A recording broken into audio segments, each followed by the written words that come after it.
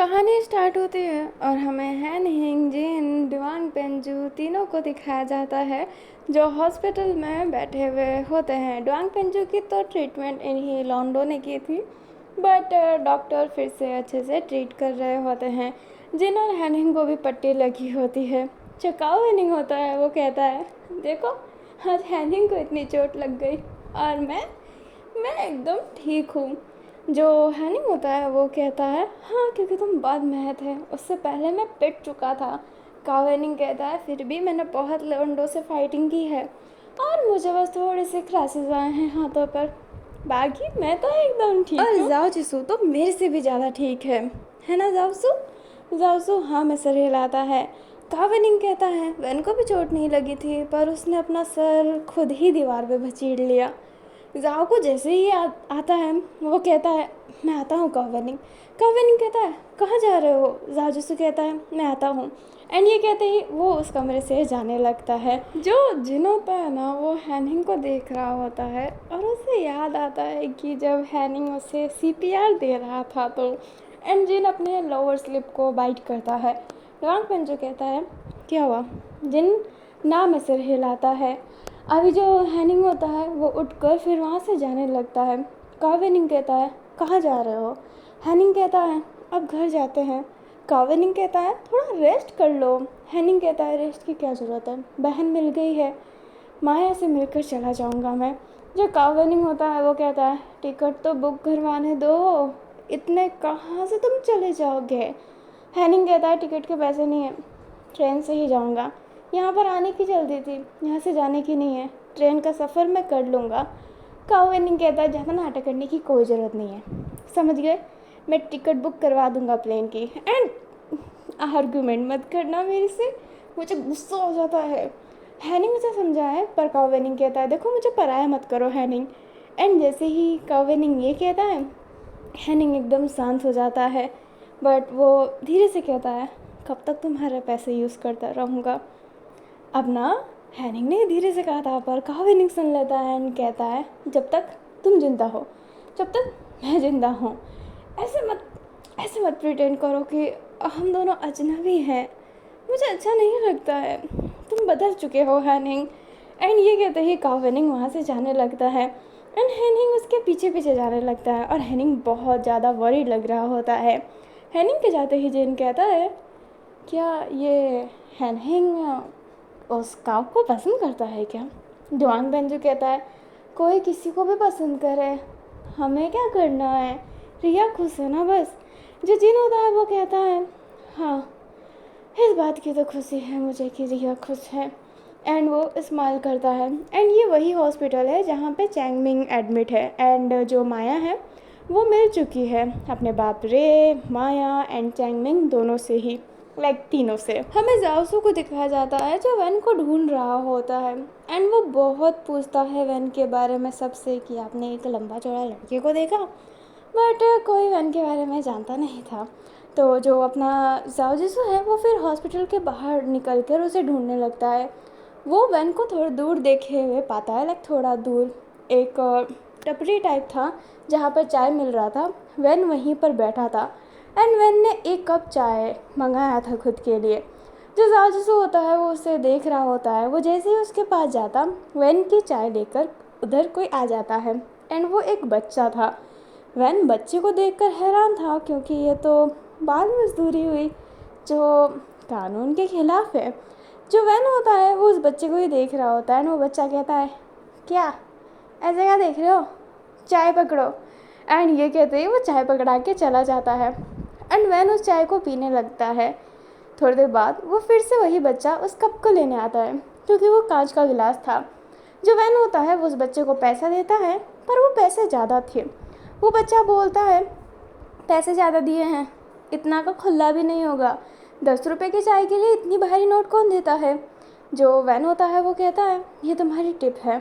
वो बच्चा कहता है, हाँ टिप इतनी सारी क्यों, मैं ये क्या विदेश से चाय लेकर आया हूँ जो मुझे इतनी टिप मिल रही है? वैन कहता है, ये मेरी तरफ से है। वो बच्चा कहता है, नहीं नहीं, अगर आपको टिप देनी है तो 5 रुपये दे दीजिए या फिर 10 रुपये दे दीजिए, इससे ज़्यादा टिप मैं नहीं लेने वाला। वैन कहता है पर क्यों? वो बच्चा कहता है मेरा नाम क्या है आप जानते हैं? वैन कहता है क्या नाम है तुम्हारा? वो जो बच्चा होता है वो कहता है मेरा नाम खुद्दार है, ऐसे वैसे पैसे नहीं लेता मैं। जो वैन होता है वो कहता है अच्छा। वो बच्चा कहता है हाँ अच्छा, तो ये अपने पैसे अपने पास रखो। एंड वो बाहरी नोट था, 10 रुपये उसको चाहिए थे एंड हाथ आगे कर देता है कि उसको उसका 10 रुपया दो। जो वैन होता है वो उसी नोट को देता है। वो बच्चा कहता है क्या मैंने अभी अपना नाम नहीं बताया क्या? मैं फ्री के पैसे नहीं लेता, मेहनत करता हूँ। वैन कहता है स्कूल जाते हो? वो बच्चा कहता है हाँ जाता हूँ, झाड़ू पोछा करके पढ़ता हूँ मैं वहाँ पर। ये मत सोचना कि मैं स्कूल नहीं जाता। I am so intelligent, I have very good mind and I good for and वो अटकने लगता है। जो वैन होता है वो कहता है अगर कंफर्ट लैंग्वेज तुम्हारी हिंदी है तो तुम्हें हिंदी ही बोलनी चाहिए। वो बच्चा कहता है ओह ओह सीख लूँगा इंग्लिश, अभी स्कूल जा रहा हूँ मैं जानता हूँ तुम जैसे बड़े बड़े लोग इंग्लिश में बात करते हो, मैं भी सीख लूँगा। जो वैन होता है वो कहता है ये पैसे रख लो। वो बच्चा कहता है मैंने बोला ना मुझे नहीं चाहिए। अंकल अंकल अंकल देखो ये बहस कर रहे हैं, इनसे 10 रुपये लो, ये 10 रुपये नहीं दे रहे हैं। जो हमारा वैन होता है वो हैरान था कि उसने शिकायत कर दी। वो अंकल आते हैं एंड कहते हैं क्या भैया अगर 10 रुपये नहीं देते चाय क्यों पिया? जो वैन होता है वो कहता है मेरे पास पैसे हैं पर मैं इसे टिप देना चाहता हूँ। जो वो अंकल होते हैं वो कहते हैं छोटू टिप ले लो। वो जो बच्चा होता है वो कहता है बिल्कुल नहीं। जो हमारा वैन होता है वो देखने लगता है। वो अंकल कहता है कितना टिप दे रहे हो? वैन वो नोट बताता है तो वो अंकल कहता है नहीं नहीं ये इतना नहीं लेगा, इसका नाम खुद्दार है, तो खुद्दारी तो करेगा ही। ठीक है कोई बात नहीं, तुम मुझे पैसे दो मैं तुम्हें खुला दे देता हूँ, अगर तुम्हारे पास है नहीं तो। वैन कहता है नहीं मेरे पास खुले हैं, तो वही दे दीजिए, मतलब नहीं है वो पैसे नहीं लेगा, वो ऐसा ही है, बहुत ईमानदार है वो। जो हमारा वैन होता है वो फिर बाद में 10 का नोट दे देता है चाय के लिए एंड 20 रुपये टिप दे देता है। वो बच्चा मना करता है अभी भी, पर अंकल कहते हैं रख लो। जो वो बच्चा होता है वो कहता है नहीं, मुझे बच्चा समझ के मेरे पे दया दिखा रहे हो?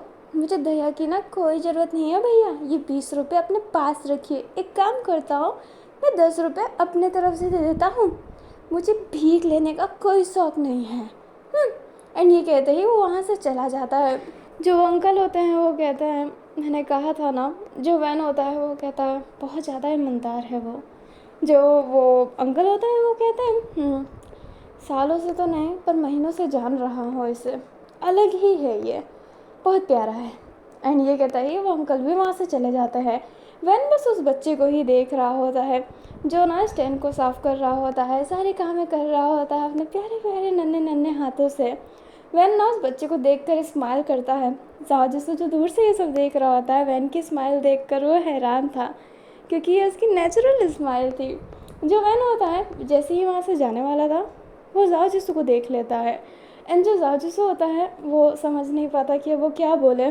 वैन उसके पास आता है और कहता है क्या हुआ? जाओ बोलता है वो तुम्हारे सर पे चोट लगी थी ना। एंड ये कहते ही वो उसके सर को देखता है एंड श्योर जाओ पूरा यकीनन कह सकता है कि उसके सर से उस समय खून निकल रहा था, पर अब तो ना कोई खून ना ही कोई चोट, ये एकदम हील हो गया है जैसे। जाओ जैसे हैरान था एंड वैन जाओ को कुछ ना बोलते हुए वहाँ से जाने लगता है। वैन खुद से ही कहता है चोट तो लगी थी उसको, तो ये अचानक से चोट गायब कैसे हो गई? जाओ एकदम हैरान हो गया होता है, ये तो एकदम मिरेकल जैसा हो गया। अभी हमें हैनहिंग को दिखाया जाता है जो माया से मिलकर जा ही रहा होता है, तभी माया बोलती है बाकी से नहीं मिलेंगे। हैनिंग कहता है नहीं अब मुझे जाना चाहिए। ठीक है मेरे दोस्त भी तो आए हैं, मैं उनके साथ ही जाऊंगा।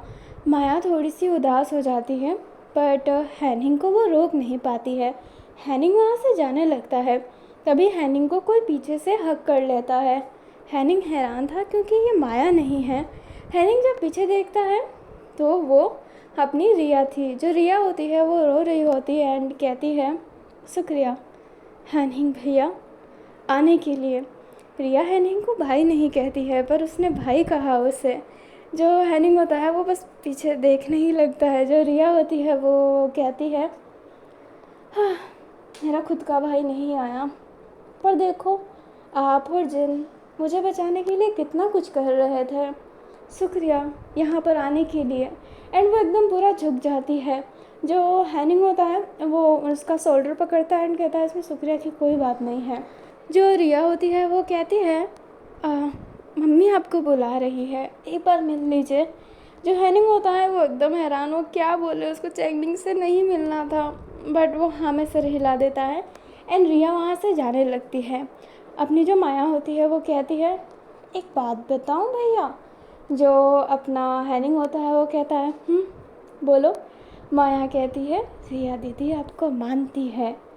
अपना हैनिंग हैरानी से देखने लगता है। वो कहता है, वो मेरे बारे में किसी से बात नहीं करती है, उसके दोस्तों को मेरे बारे में कुछ नहीं पता है।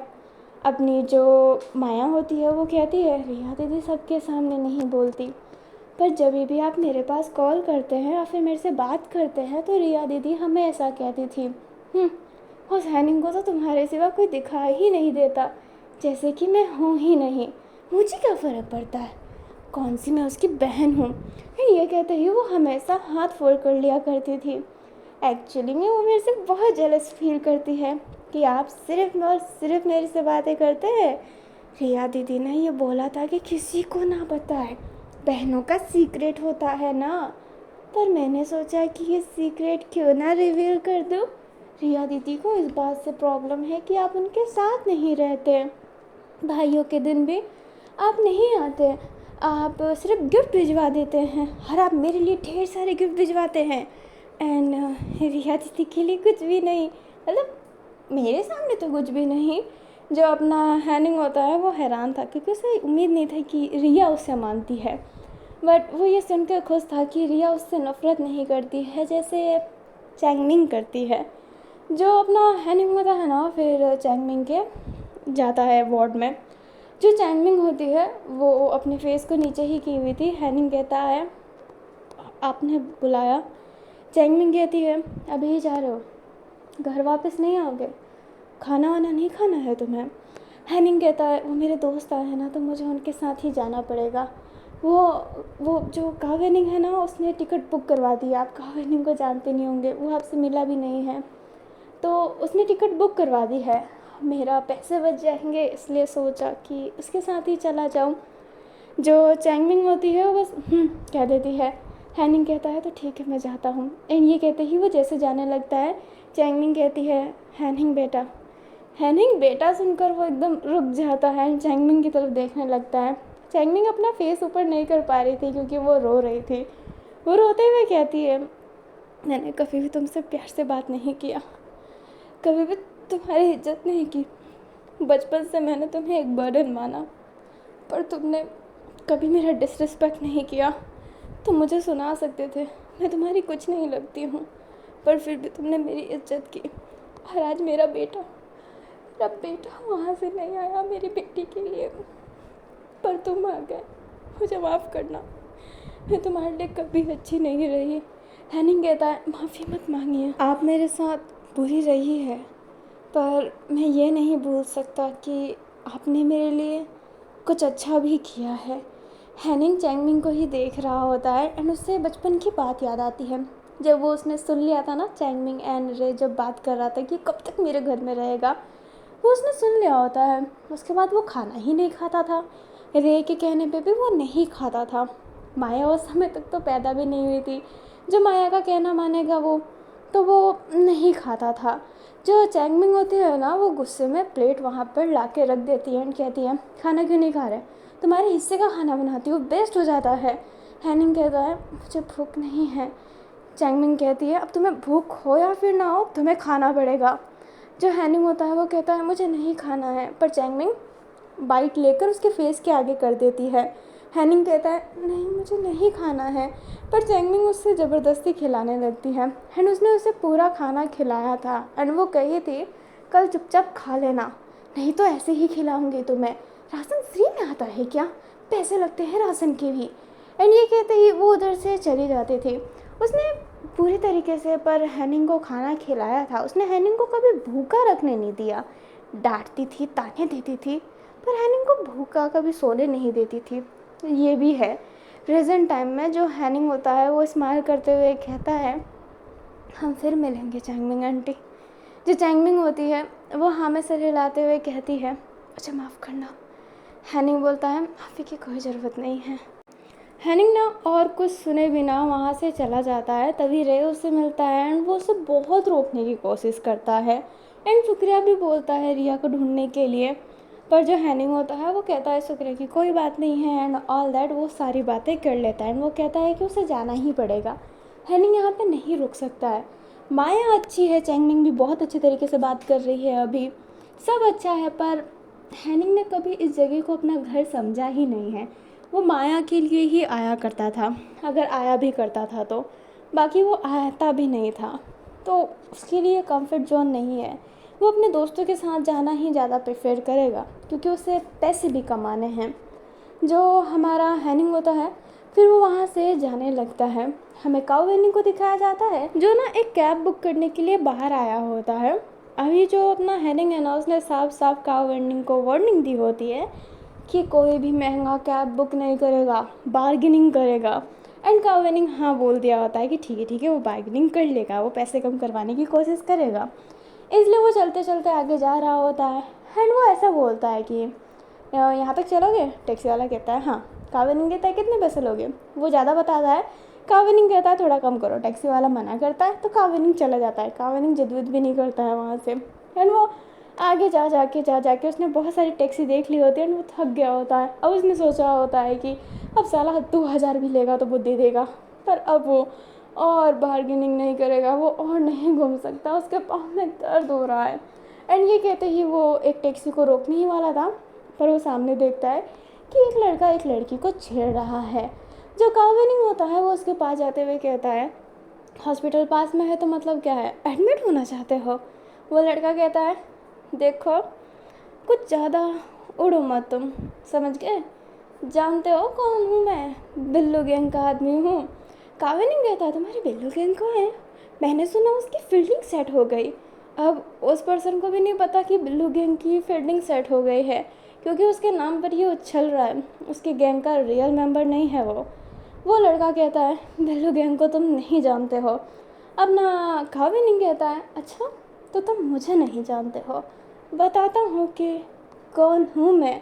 एंड ये कहते ही वो लड़की को अपने साइड ले लेता है, मतलब उसका हाथ वाथ नहीं पकड़ता है, बस उसके आगे आ जाता है। वो लड़की भी काउ वेनिंग के पीछे छुपी हुई थी। जो वो लड़का होता है वो काउ वेनिंग को पंच मारने वाला था, बट जो अपना काउ वेनिंग होता है वो उस लड़के को रिटर्न में पंच मार देता है। अभी जो वो लड़का था वो बोलता है, तेरी माँ की। काउ वेनिंग कहता है, माँ पे मत जाना साले। एंड ये कहते ही वो उसे रिटर्न में मारता है। अभी लड़का तो मार ही नहीं पा रहा था, काउ वेनिंग ही उसे बहुत बुरी तरीके से मारता है। कोई पीछे ना वीडियो शूट कर रहा था बाइक पे बैठा हुआ, एंड वो जब लड़की को छेड़ रहा था ना तब से ही शूट कर रहा था वो वीडियो। जो काउ वेनिंग है उसे अच्छा खासा मार पीट के उस लड़की से कहता है, अपना ख्याल रखना। वो लड़की कहती है, शुक्रिया भैया। एंड ये कहते ही वो वहाँ से जाने लगती है। काउ वेनिंग स्माइल करता है एंड वो भी फिर उस टैक्सी की तरफ मुड़ता है, पर वो टैक्सी चली गई थी। काउ वेनिंग फिर से पीछे जाता है एंड टैक्सी ढूंढने लगता है। जो वो लड़का था वो अभी ज़मीन पे गिरा हुआ था, तभी जो वीडियो शूट कर रहा था ना वो उधर आता है एंड कहता है, क्या बात है, पिट गया? वो लड़का कहता है, कमीना अगर तू पीछे था तो मेरी मदद करने क्यों नहीं आया? वो लड़का कहता है, कभी कभी दिमाग से काम ले लेना चाहिए। पीटने जो पीटा है वो लड़का बोलता है, क्या मतलब है तेरा? अभी आया वो लड़का कहता है, मतलब ये है कि ये जो लड़का है ना ये कौन है, जानता है तुम? एंड वो पर्सन नहीं जानता था। वो लड़का खुद ही कह देता है, ये काउ वेनिंग है, नेता का बेटा, इसकी तो लगाएंगे हम अच्छे तरीके से। एंड ये कहते ही वो हंसता है। वो पीटा हुआ लड़का कहता है, कैसे लगाएंगे? वो लगा के चला गया। उसका दोस्त कहता है, रुक तो जा, तू देख तो सही। एंड वो ईवल से स्माइल कर रहा होता है। अभी जो हमारा हैनिंग है उसे वापस से दिखाया जाता है, जो हॉस्पिटल के बाहर जा ही रहा होता है, तभी वो जिन से टकरा जाता है। अभी जिन गिरने वाला था तो हैनिंग उसे संभाल लेता है एंड कहता है, संभल कर, जो जिन होता है वो हाँ में सिर हिलाता है एंड जो हैनिंग होता है वो उसे ढंग से खड़ा कर देता है। जिन कहता है बस इतनी जल्दी जा रहे हो। हैनिंग कहता है हाँ मेरे यहाँ पे काम ख़त्म हो गया। जिन कहता है तो मतलब तुम थोड़ी देर भी नहीं रुकोगे। हैनिंग ना में सिर हिलाता है। जिन बोलता है बड़े काम टू काम करते हो तुम तो। हैनिंग बोलता है एंड वो जाने लगता है। हैनिंग ने बस किया होता है। जिन ऐसे साइड होकर उसे देखने लगता है एंड कहता है हम्म हम्म खड़ूस खड़ूस लड़का। हाँ खड़ूस लड़के भी अलग ही हैंडसम होते हैं। एंड ये कहते ही वो उधर से जाने लगता है। जो हैनिंग एंड जिन होते हैं दोनों अपोजिट साइड में जा रहे होते हैं। अभी जो हैनिंग होता है वो बाहर निकल जाता है, देखता है तो जो अपना कावेनिंग है वो टैक्सी लेकर खड़ा था एंड कहता है सस्ते में। हैनिंग कहता है कितने सस्ते में। अपना जो कावेनिंग होता है वो अपने आँखों को रोल करने लगता है। हैनिंग बोलता है फिर से कोई महंगा टैक्सी है ना ये। अपना कावेनिंग कहता है देखो मैंने बार्गेनिंग करने की ना बहुत कोशिश की, बहुत ज़्यादा, पर मेरे से होता ही नहीं है यार। मैं वो मटेरियल नहीं हूँ बार्गेनिंग वाला, तो मुझे माफ़ करना यार। बट जो अपना हैनिंग होता है वो बोलता है मैं करता हूँ। एंड वो टैक्सी के पास जाता है और क्या बार्गेनिंग करता है, टैक्सी वाला सस्ते में मान जाता है। कावेनिंग ऐसे हैरान था, मुँह खोलता है एंड कहता है वो एंड ताली बजाने लगता है। तभी वहाँ पे वैन एंड जाओ भी आ जाते हैं। चारों के चारों ना टैक्सी पे बैठ जाते हैं एंड वो एयरपोर्ट की तरफ जाने लगते हैं। अभी हमें बाई को दिखाया जाता है जो बैठा हुआ था। तभी वहाँ पे रोज़ आती है एंड कहती है मैं बहुत समय से पूछना चाहती हूँ आखिरकार तुमने वैन को जाओ के साथ क्यों भेजा। जो भाई होता है वो कहता है क्योंकि जाओ वैन का साथ देना चाहता है तो उसको वैन को संभालना आना चाहिए। वो पहले भले ही वैन को संभाल सकता था पर अब वैन को संभालना मुश्किल है। मैं चाहता हूँ वैन के साथ एक ऐसा साथी हो जो उससे गुस्सा ना होने दे। रोज़ कहती है ऐसा हाइपर क्यों कर रहे हो, बताओ ना, अगर गुस्सा हो जाएगा तो क्या हो जाएगा, अगर वो गुस्सा हो गया तो क्या जाएगा।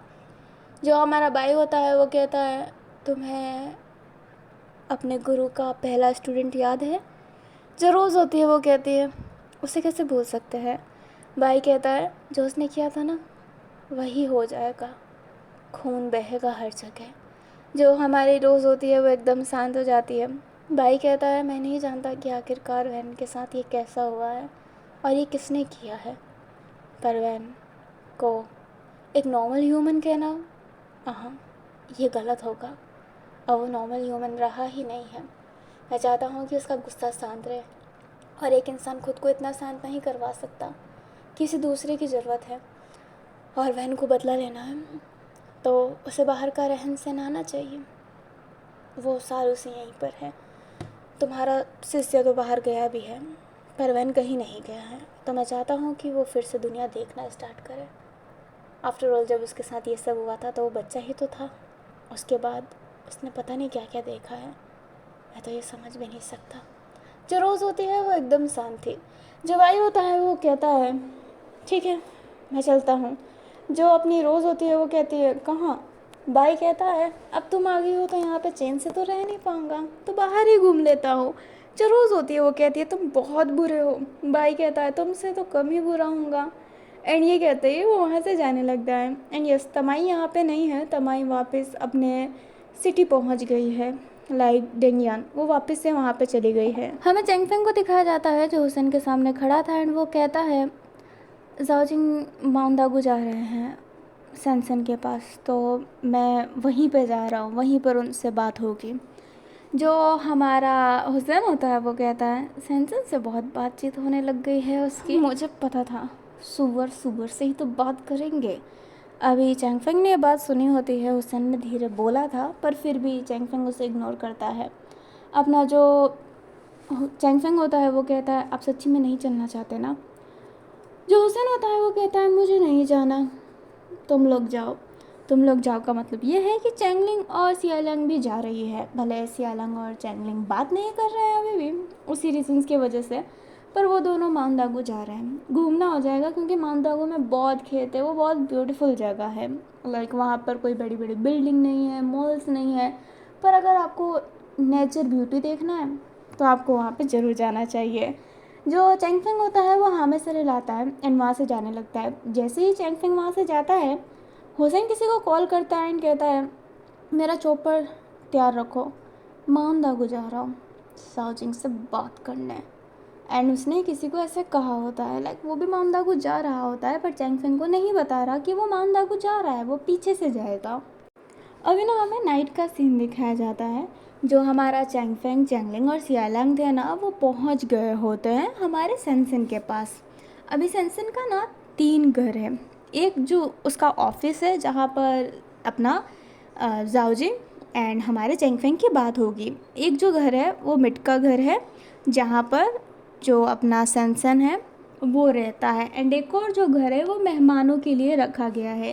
ये जो घर है ना, मतलब बहुत दूर दूर है, और वो जो घर है ना वो एच के साइड है, जंगल के साइड। सेंसन की जो माँ है ना, उसे जंगलों से बहुत ज़्यादा प्यार था, तो उसने अपना घर जंगल के पास बनाया था। एंड सेंसन की माँ को पसंद नहीं था कि कोई भी उसके पर्सनल घर पे रहे उसके बेटे के सिवा, इसलिए उसने जानबूझ के एक लग्जीरियस घर नहीं बनाया, बहुत छोटा घर बनाया जो ज़्यादा बड़ा नहीं है, जिसे वो अकेले हैंडल कर सकती थी, क्योंकि उसे नौकर चाकर वाला तमाशा पसंद नहीं था। वो अपने हिसाब से ही रहना पसंद करती थी, इसलिए वो वहीं पर रहती थी। और सेंसन भी इसलिए उस घर में किसी को लाएगा नहीं, क्योंकि उसकी मदर, उसकी जो मदर है, उसकी जो नियम है वो सेंसन मानता है, क्योंकि अपनी मदर को प्यार करता है वो, और जो इस दुनिया में अब नहीं है। और जो हमारे चैंगलिंग, सियालैंग, चैंगफेंग जो है वो उस तीसरे घर में रहेंगे। एंड इस तीनों जगह के बीच में ना आधे घंटे का फ़र्क है, लाइक आधे घंटे का रास्ता है अगर आप पैदल चल के जा रहे हो और अगर आप रुक नहीं रहे हो तो। वो तीनों के तीनों उसी घर पे रुके हुए थे। सेंसन आया होता है और उनसे अच्छे से बात कर रहा होता है। सियालैंग बहुत अच्छे से बात कर रही होती है सेंसन से। सेंसन देखता है कि सियालैंग चैंगलिंग से बात नहीं कर पा रही है अच्छे तरीके से, तो चैंगफेंग एंड जब सेंसन बाहर जाते हैं तो सेंसन पूछता है कि सियालैंग और चैंगलिंग के बीच में कुछ हुआ है क्या। चैंगफेंग कहता है ये तो मैं भी नहीं जानता। जो सेंसन होता है वो कहता है कितना भी है वो बच्चे हैं, लड़ाई तो करेंगे ही। चैंगफेंग हाँ में सिर हिलाता है। अब ना जो चैंगफेंग होता है वो कहता है जाओजिंग नहीं आए। सेंसन कहता है आता ही होगा, अब मुझे उतना अच्छे तरीके से क्या पता। वैसे तुम्हारे पापा क्यों नहीं आए, छुट्टी हो जाती, एक प्यारा सा माहौल हो जाता, ये जगह बहुत ज़्यादा फ्रेश है। हुसैन भैया को जितनी भी टेंशन है वो शायद निकल जाती इस जगह को देखकर। जो हमारा चैंगफेंग होता है वो कहता है ये जगह है तो सच्ची में बहुत खूबसूरत, पर सही है पापा नहीं आए, वो जाओजिंग से ना मिले तो ठीक है। ये भी सही है। अभी सेंसन ने ये अपने चैंगफेंग के सामने कहा था एंड मन में कहता है सही, बहुत ज़्यादा सही है, जाओजिंग को कोई नुकसान नहीं होगा। पर क्या पता अगली बारी तुम्हारे पापा की ही ना आ जाए चैंगफेंग, क्योंकि उस बंदे को अपने ज़ुबान पर बिल्कुल कंट्रोल नहीं है। एंड उसने जो बचपन में किया है ना बेयुन के साथ, अगर जाओजिंग को पता चला ना तो वो तो उसे ऐसे ही मार देगा, और उसकी कड़वी ज़ुबान, वो पक्का बेयुन के बारे में कुछ बोलेगा। एंड अगर उसने बेयुन के बारे में कुछ बोला तो वो उसका आखिरी दिन होगा। चैंगफेंग कहता है क्या कुछ सोच रहे हैं सेंसन अंकल। सेंसन कहता है मैं क्या सोच रहा हूँ, कुछ भी नहीं सोच रहा, तुम खाना क्यों नहीं खा रहे थे। जो सेंसन होता है वो खाने को बोलता है एंड उसे ले जाने लगता है डाइनिंग टेबल के पास। हमें हमारे जाओजिंग की फ़्लाइट को दिखाया जाता है जो उतर गई होती है एंड उसके साथ रॉन्ग स्वान था। जाओजिंग ना सीधा सेंसन के ऑफिस पहुंचा होता है एंड ऑफिस पहुंचने के बाद उसे कॉल किया होता है कि मैं आ गया हूं। जो हमारा सेंसन होता है वो चैंगफेंग को बताता है कि जो हमारा जाओजिंग है वो आ गया है। चैंगफेंग कहता है तो मैं भी चलता हूँ। सेंसन कहता है अभी अभी मीटिंग करोगे। चैंगफेंग कहता है कल करे सो आज, वैसे भी उतना समय नहीं हुआ है, अभी मिडनाइट होने में बाकी है। जो हमारा सेंसन होता है वो कहता है तो ठीक है चलो मेरे साथ। एंड ये कहते हैं वो चैंगफेंग को अपने साथ ले जाने लगता है। चैंगफेंग जैसे ही जाने वाला था वो चैंगलिंग से कहता है कि सियालैंग का ख्याल रखना। चैंगलिंग कहता है वो बच्ची नहीं है, वो बहुत ज़्यादा समझदार हो गई है, उसके पास दिमाग है, जो बहुत चलाती है। चैंगफेंग कहता है चैंगलिंग तुम ऐसे बातें मत करो। चैंगलिंग कहता है तो कैसे बात करो, वो कुछ भी बक देती है। चैंगफेंग कहता है मैंने कहा है ना सियालैंग से अच्छे से बात करना। चैंगलिंग कहता है मैं अच्छे से बात करता हूँ पर उसको मेरे से अच्छे से बात नहीं करना। अभी चैंगलिंग और भी बहस करता, पर चैंगफेंग कहता है चुप करो, तुम्हें सियालंग का ख्याल रखना है, ये याद रखना। एंड ये कहता है वो उधर से जाने लगता है। एंड चैंगलिंग कहता है सियालंग का ख्याल रखना है, ये याद रखना। एंड वो अजीब सा फेस बनाता है। अभी जो सनसन एंड जो हमारे चैंगफेंग थे वो कार में बैठे हुए होते हैं एंड वो वहाँ पर पहुँच जाते हैं। जो हमारा सनसन होता है वो कहता है अच्छा तुम अच्छे से बात कर लो, मैं बाद में मिल लूँगा जाओजिंग से, अभी मुझे काम याद आ गया है। जो हमारा चैंगफेंग होता है वो हाँ में सिर हिलाता है एंड जाता है हमारे जाओजिंग के पास। जाओजिंग चैंगफेंग को देखकर हैरान था एंड वो कहता है मुझे लगा नहीं था कि तुम आओगे।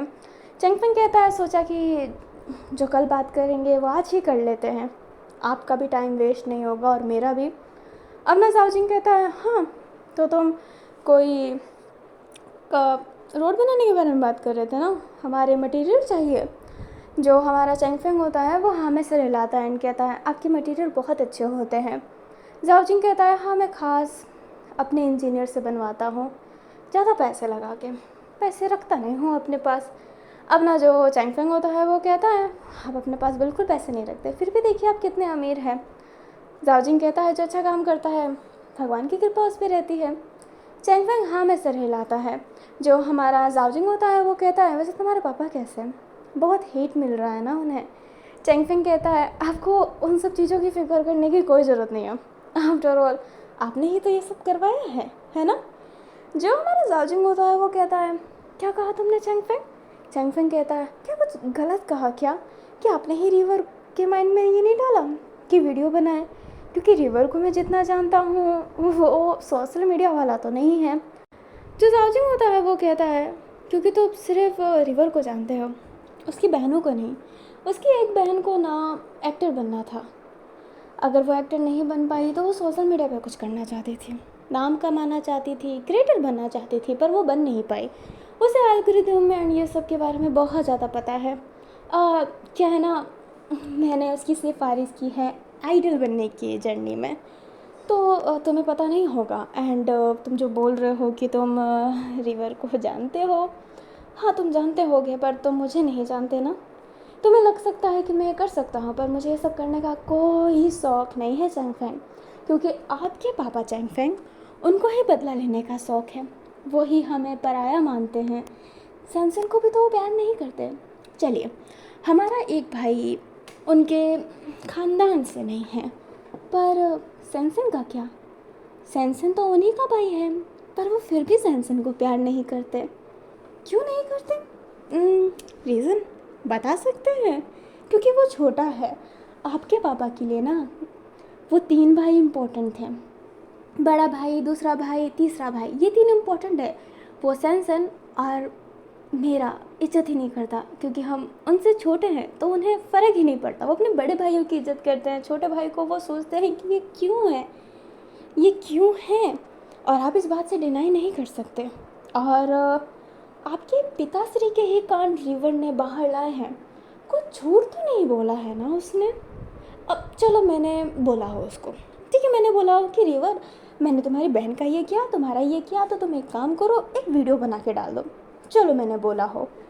पर अगर वो बात झूठी होती तो ट्रोल मुझे मिलता ना, अगर वो बात झूठी होती तो सच मेरे सामने आती बाहर। पर क्या हो रहा है, तुम्हारे पापा के स्कूल के लोग भी आकर बोल रहे हैं कि उनके अंदर एंगर इशू था, इकोलास्टिक थे, ये मेरे तो कमेंट नहीं है ना। अब ये मत बोलना कि वो सारे कमेंट भी मैं करवा रहा हूँ, मेरे पास इतना टाइम नहीं है। तुम जिस काम के लिए यहाँ पर आए हो ना, मैं उस काम में अपना सारा टाइम देता हूँ, अपने देश को डेवलप करने में, वहाँ की जनरेशन को अतीत एक प्राइड देने के लिए मैं मेहनत करता हूँ। मेरे पास इन सब समय का टाइम नहीं है, और अगर इन सब चीज़ों के लिए टाइम होगा ना मेरे पास, तो वो जो टाइम है ना मैं अपने भाई को देना चाहूँगा, इन फालतू चीज़ों को मैं नहीं देना चाहूँगा, ठीक है। जो चैंगफेंग होता है वो एकदम शांत हो जाता है, क्योंकि जाओजिंग की सारी बातें सही है। जो हमारा चैंगफेंग होता है वो शांत था, तो जाओजिंग कहता है लगता है कि मेरी बातें सही है। चैंगफेंग कहता है मेरे पापा बुरे नहीं हैं। जाओजिंग बोलता है पर चैंगफेंग मैंने बोला ही नहीं है कि आपके पापा बुरे हैं। हाँ माना उनने मेरा अपमान किया है, हमेशा मेरे भाई को सौतेला एंड ऐसे चीज़ों से वाजिद किया है, जो गलत है, बहुत गलत है। पर मैंने नहीं कहा कि वो बुरे हैं। उन्हें पता है सैमसंग के साथ क्या क्या किया है, और ये छुपा हुआ नहीं है। बचपन में तुम उनके साथ नहीं थे, मैं था। मैं जानता हूँ कि वो कैसे ट्रीट करते हैं, पर मैं फिर भी उनको बुरा नहीं बोलता हूँ, क्योंकि मैं कोई नहीं होता किसी के कैरेक्टर को डिसाइड करने वाला। वो तुम्हारे पापा हैं, वो लाख गलत करे पर तुम्हारे लिए सही होंगे। और उनने मेरे भाई के साथ गलत किया है, तो वो लाख अच्छा करे पर वो मेरे लिए बुरा ही होगा। चैंग फैंग, ये बहुत नॉर्मल सी बात है। मैं यहाँ पे कोई शुगर कोटिंग नहीं करूँगा, कोई अच्छा बनने की कोशिश नहीं करूँगा, पर यह है कि मैं हुसैन को बिल्कुल नहीं मानता हूँ, क्योंकि वो मेरे साथ बुरा है। कोई बात नहीं, पर वो मेरे भाई के साथ बुरा है, और मैं उससे बहुत प्यार करता हूँ। चैंग फैंग, उसके बारे में मैं नहीं सुन सकता हूँ।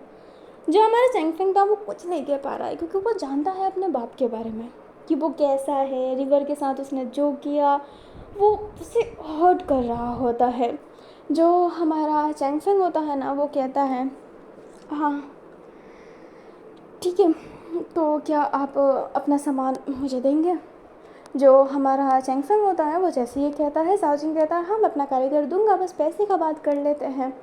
जो चैंग फैंग होता है वो कहता है हाँ ठीक है, 1 मिनट। एंड ये कहते ही वो अपने जेब से पेन और नोट निकालता है नोट करने के लिए। जाओजिंग कहता है तुम सब कुछ लिखते हो। अब ना चैंग फैंग हाँ में सिर हिलाता है। जाओजिंग स्माइल करते हुए कहता है कि ठीक है, ये बताओ कि तुम्हें कितने कारीगर चाहिए। एंड वो आपस में बात करने लगते हैं चीज़ों को लेकर। एंड चैंग फैंग वो सारी के सारी चीज़ें नोट कर लेता है। एंड जो जाओजिंग होता है उसके पास एक कॉल आ जाता है जो उसके भाई का था, एंड वो अपने भाई से बात करने लगता है। तो चैंग फैंग भी वहाँ से जाने लगता है। वो चला गया होता है वहाँ से, एंड जब वो आधे रास्ते में जाता है तो वो टकराता है रिवर से। जो रिवर होता है वो सॉरी कहता है। चैंग फैंग रिवर को देखता है, एंड रिवर चैंग फैंग को।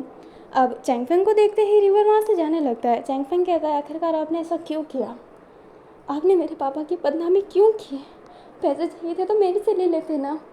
रिवर कहता है बेटा ये आप कह रहे हो, आप कह रहे हो मेरे बारे में। मैंने आपके पापा का ना हर वक्त साथ दिया है, और ये मैं पैसे के लिए नहीं कर रहा। जाओजिंग जो कर रहा है ना वो अपने दिल से कर रहा है। मैंने उसको करने को नहीं बोला, ना ही उसने मुझे एक बार भी बोला कि मैं वो वीडियो डालूं।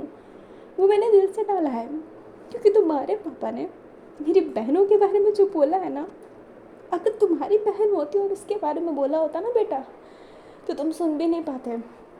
तुम्हारे पापा ही इतने गुस्से थे, इतना मुझे मारते थे। बीमारी भी तो मुझे उनके मारने की वजह से ही हुई है, पर मैं फिर भी शांत रहता था, कुछ नहीं बोलता था। मुझे जब ज़रूरत थी उनके तो वो मुझे छोड़ के चले गए। चले तो गए, मेरी बहन के बारे में कड़वा शब्द बोला।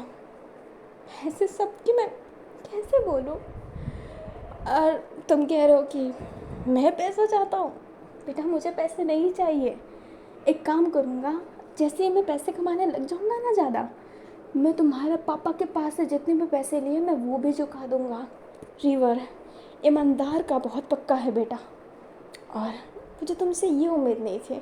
मुझे लगता था कि तुम अपने पापा की तरह नहीं हो, तुम बहुत समझदार हो, पर तुम भी उनकी तरह ही निकले। कोई बात नहीं बेटा, वक्त के साथ अक्ल आ जाता है। एंड ये कहते ही रिवर वहाँ से जाने लगता है। रिवर की आंखों में आंसू था जो चैंग फैंग को देखकर बुरा लगता है। चैंग फैंग समझ सकता है कि रिवर की उस समय क्या बीती होगी। अगर उसके साथ ऐसा होता तो जाहिर सी बात है वो भी ऐसी ही हरकतें करता जो रिवर ने की है।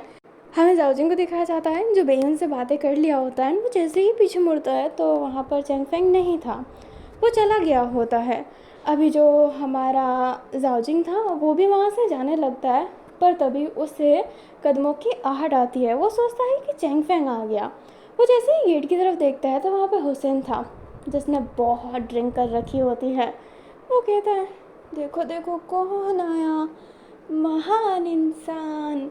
जो हमारा जाओजिंग होता है वो इसे इग्नोर करके जाने लगता है, क्योंकि उससे बात ही नहीं करना उससे, हुसैन से। पर जो हुसैन होता है वो उसे पुश कर देता है एंड कहता है कहाँ जा रहा है। जाओजिंग कहता है देखो मुझे जाने दो, मुझे तुमसे बात करने का कोई शौक़ नहीं है। हुसैन कहता है हाँ जैसे कि मुझे शौक़ है ना तुमसे बात करने का, कमीने। जाओजिंग कहता है तो मत करो, मैंने भी नहीं कहा है कि तुम मेरे से बात करो। जो हमारा हुसैन होता है वो कहता है क्या मिली मेरी बेइज्जती करवा के, क्या मिला ये सब करके।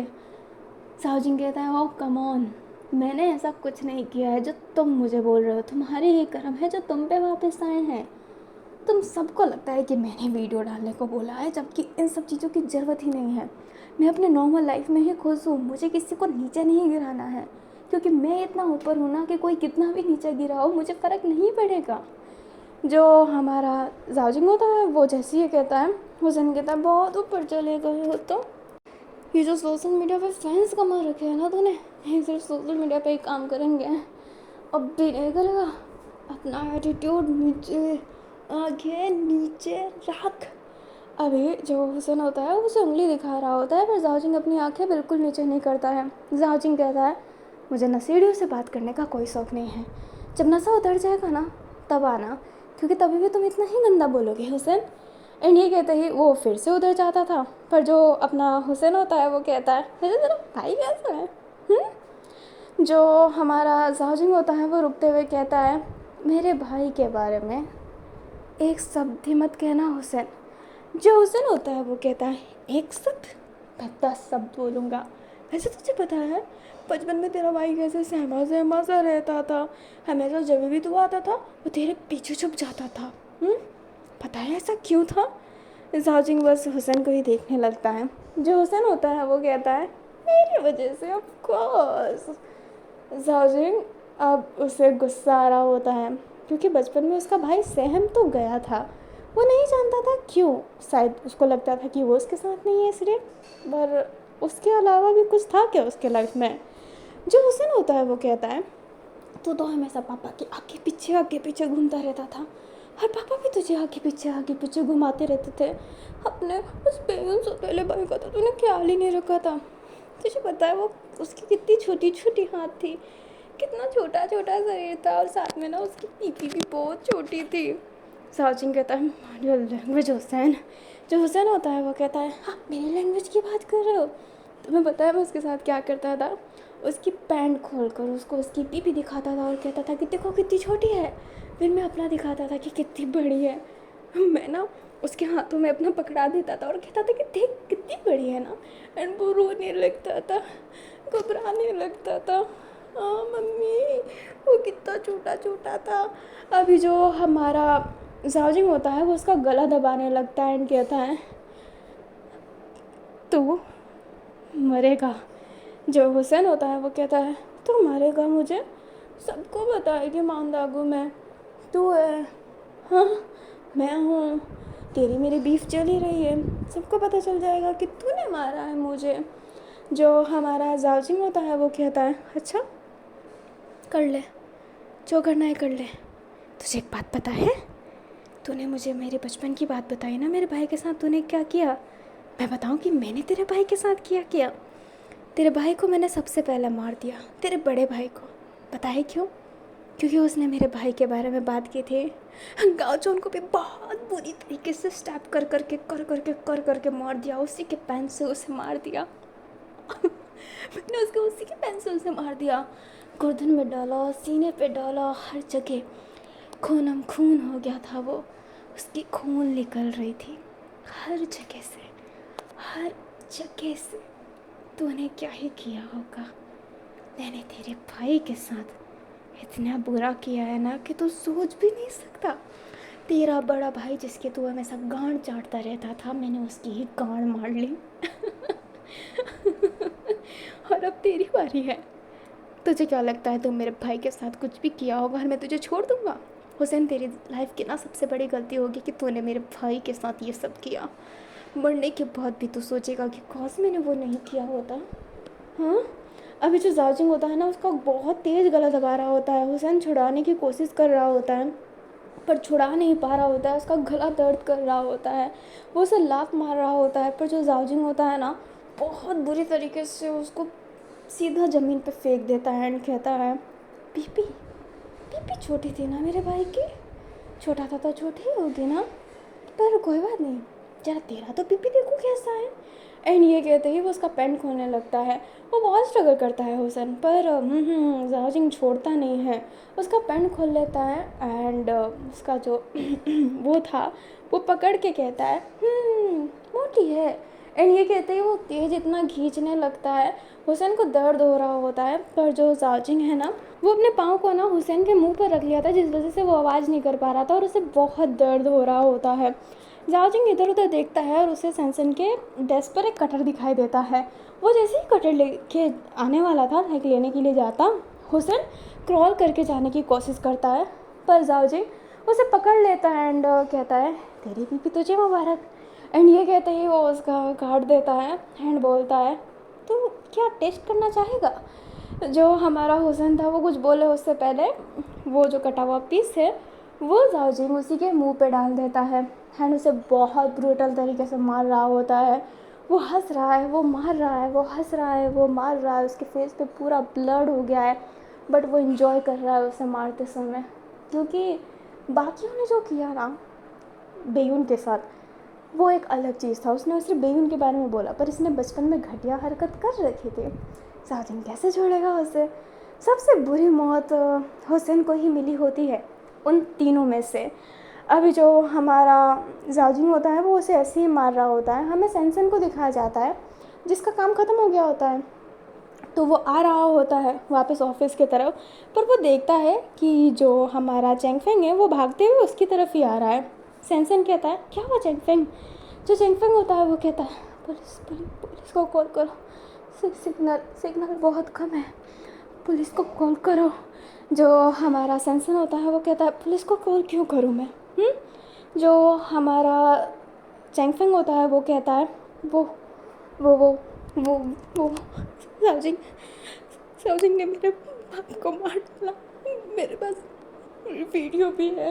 एंड ये कहते ही वो उसे वीडियो दिखाता है। सैनसन हैरान था, वो कहता है ये जाओजिंग खूनी है, एंड वो ऐसे प्रिटेंड कर रहा होता है और जैसे तो उसे पता ही नहीं है। जो चेंगफेंग होता है वो हाँ में से लाता है। जो हमारा सैनसन होता है वो कहता है चेंगफेंग अगर इसको कॉल भी कर देंगे ना तो भी मतलब नहीं है, देखो ना वो कैसे मेरे केबिन में सबके सामने खून कर रहा है, कुछ तो बड़ा सोचा ही होगा ना उसने। तुम मेरे घर में जाओ, मैं अभी कुछ करता हूँ, हाँ मैं पुलिस को बुलाता हूँ। जो चेंगफेंग होता है वो हाँ में से लाता है एंड घर के अंदर चला जाता है। उसके पास जो वीडियो था ना वो सियालंग को भेजने की कोशिश कर रहा होता है। उसको नेट मिलता है तो वो भेज देता है, क्योंकि उसे लगता है कि जो कॉल है वो तो सैनसन कर रहा है, उसे कॉल लगाने की ज़रूरत ही नहीं है। अभी वो बोल भी रहा होता है सियालंग वीडियो देखो सियालंग।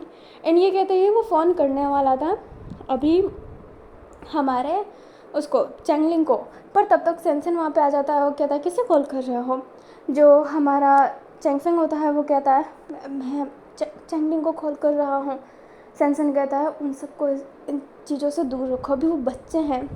चेंगफेंग वो हाँ में सिर हिला देता है, वो बहुत डरा हुआ था, बहुत ज़्यादा। सैनसन उसे हक कर लेता है एंड कहता है फिक्र मत करो, कुछ बुरा नहीं होगा, ठीक है। जो हमारा चैंगलिंग होता है वो चेंगफेंग जो होता है वो हाँ में सिर हिलाता है।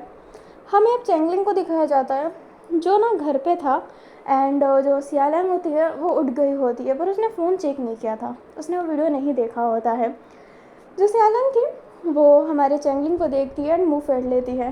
जो चैंगलिंग होता है वो कहता है ओए नाटक क्या कर रही हो। जो सियालंग होती है वो कहती है मैंने कुछ नहीं किया है। जो चैंगलिंग होता है वो कहता है खाना खा लो, ठीक है। सियालंग कहती है मुझे भूख नहीं है। चैंगलिंग कहता है मत खाओ। सियालंग कहती है तो मैं खा भी नहीं रही हूँ, और तुमने मेरे से ढंग से बात ही नहीं करना है तो तुम क्यों बात कर रहे हो। जो हमारा चैंगलिंग होता है वो कहता है मुझे भी कोई शौक नहीं है, चेंगफेंग ने ना मुझे तुम्हारे गले में बांध दिया है। सियालंग कहती है अगर तुम ऐसे बांधा हुआ फील करते हो ना तो जाओ आज़ाद हो जाओ। चैंगलिंग कहता है तो मुझे भी ना तुम्हारे परमिशन की ज़रूरत नहीं है, I am not your PAT. And ये कहते हैं वो गुस्से में जाने लगता है। सियालंग कहती है तुम्हें यही आता है गुस्से में बस घर से भागना। जो हमारा चैंगलिंग होता है वो कहता है हाँ तो तुम भी चले जाओ, पर तुम भागोगे कैसे, लड़की जो हो हमेशा किसी की प्रोटेक्शन की ज़रूरत होगी ना तुम्हें। सियालंग को बहुत गुस्सा आने लगता है एंड चैंगलिंग घर से चला जाता है। सियालंग कहती है जाओ मुझे भी फ़र्क नहीं पड़ता है। अभी हमें थोड़ी देर बाद का सीन दिखाया जाता है। चेंगफेंग जो खड़ा था एंड वो गोल गोल घूम रहा होता है एंड वो बहुत ही ज़्यादा टेंशन में था एंड उसे पीछे से हार्ट आती है तो अपना चेंगफेंग कहता है सैनसन अंकल पुलिस आ रही है क्या। एंड वो जैसे ही पीछे मुड़ता है जाओजिंग था एंड जाओजिंग ने अपना ब्लड भी साफ़ नहीं किया होता है, वो खून के साथ ही आ गया होता है। अपना जो जाजिंग होता है वो कहता है चैंग फैंग, तुम्हें क्या लगता है इस इंसान पुलिस बुलाएगा?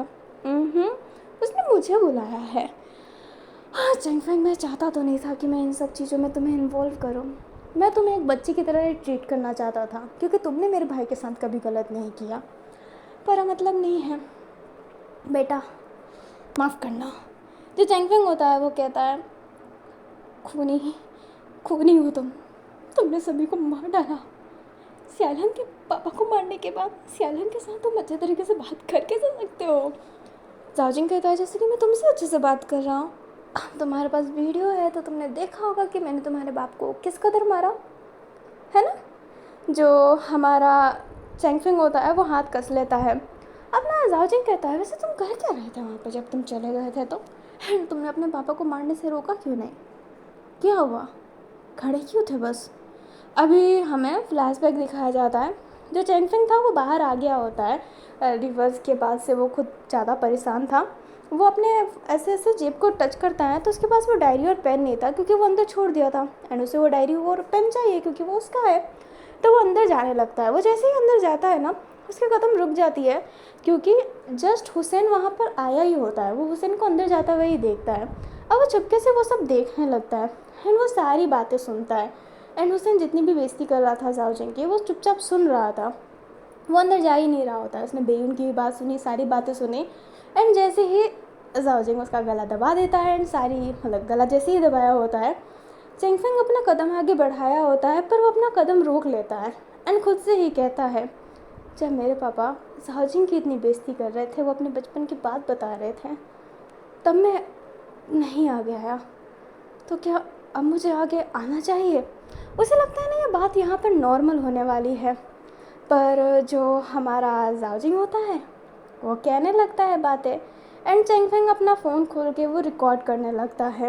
वो सोचता है कि वो अपने पापा की हेल्प कर देगा, ये वीडियो बना के डाल के तो साबित हो जाएगा कि जाओजिंग भी अच्छा नहीं है।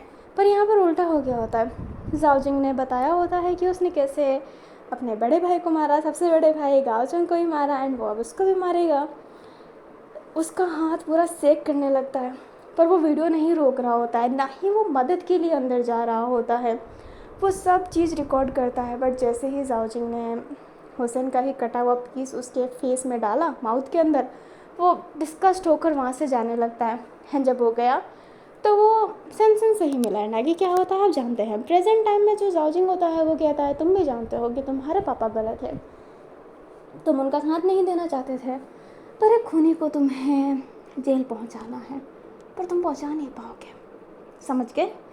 जो हमारा चैंग फैंग होता है वो कहता है बेयुन को जब भी पता चलेगा वो टूट जाएगा, वो तुम्हें बहुत मानता है। जाओजिंग कहता है पर ये बताएगा कौन? तुम? क्या मैं तुम्हें जिंदा छोड़ूंगा?